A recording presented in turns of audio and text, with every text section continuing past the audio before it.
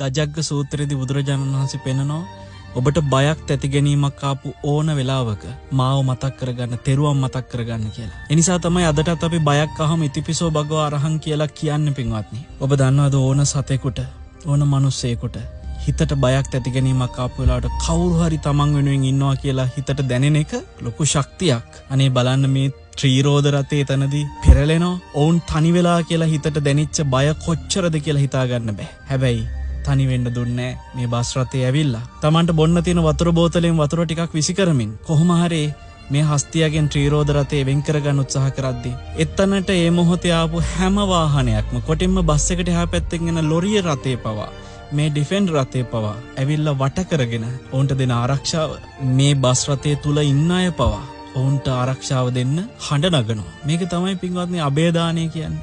බයෙන් මුදව ගන්න අබේදානයක් නෙමෙයිද මේ?